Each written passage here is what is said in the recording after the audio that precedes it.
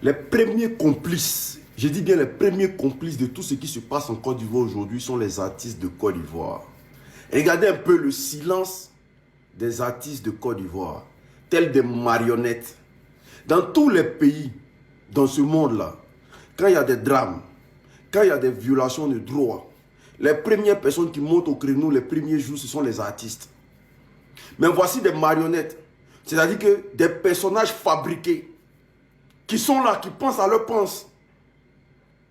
Toute cette panoplie-là, est-ce que vous les voyez prendre la parole? Ceux que vous soutenez matin, midi et soir, vous partez streamer leurs œuvres, vous partez les donner des vues sur YouTube à longueur de journée.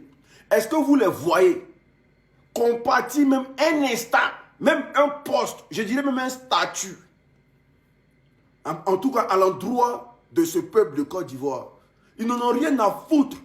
Parce que les artistes de Côte d'Ivoire sont des marionnettes. Au Burkina, quand quelque chose se passe, un artiste prend la parole. Au Mali, quand quelque chose se passe, un artiste prend la parole. Au Niger, quand quelque chose se passe, un artiste prend la parole. Au Ghana, pareil. Mais en Côte d'Ivoire, c'est un artiste malien. C'est-à-dire, lui, il quitte au Mali. Et puis, il vient prendre position en Côte d'Ivoire. Il s'appelle Sidiki Diabaté. Lui, il quitte au Mali, non? Et puis, il vient prendre position devant les artistes de Côte d'Ivoire. Il dit, lui, il est pro-ado. Et puis, il bat campagne pour ado. Pendant ce temps, nos marionnettes qu'on appelle artistes, là, ils sont là. Et puis, on massacre le peuple.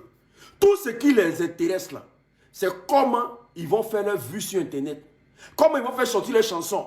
Comment ils vont aller se promener à Dubaï. C'est-à-dire, tout ce qui se passe en Ayo. Tous les gens qui sont autour de Dja, là, ça ne les intéresse pas. Parce qu'on a affaire à en tout cas, une panoplie d'artistes marionnettes. Des gens qui sont des sujets, qui sont des esclaves modernes, qui ne passent pas, ils savent que pervertir les gens. Donc cette situation-là, les artistes de Côte d'Ivoire ne peuvent pas se mêler. Ils ne peuvent pas parler parce que c'est des toutous. C'est des gens qui ont passé toute leur vie à se promener dans les bureaux de ministres. C'est des gens qui vivent avec des... C'est-à-dire qui vivent aux dépens des ministres, qui ne peuvent pas prendre la parole. Voici le silence. Et on voit un Serge Beno, au lieu de compatir, est en train de jouer sa comédie sur sa page. On voit un Didi B, un Imra, qui sont en train de jouer de la comédie sur les pages.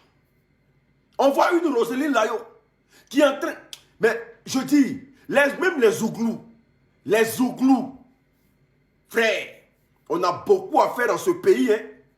On a beaucoup à faire dans ce pays. L'artiste qui était la voix du peuple hier est devenu la marionnette des hommes d'État aujourd'hui. Est devenu le sujet des hommes d'État aujourd'hui. Est devenu le toutou des hommes d'État aujourd'hui. On a beaucoup à faire. On a beaucoup de boulot à faire. Alpha Blondy ne parle plus. Tikenja est devenu muet. Tout le monde a fermé sa gueule.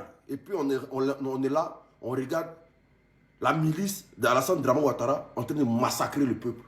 Parce que ça ne nous regarde pas, ça ne nous intéresse pas. Mais une chose est sûre, ce combat-là, contre les artistes de Côte d'Ivoire, elle va prendre le jour. Elle va voir le jour.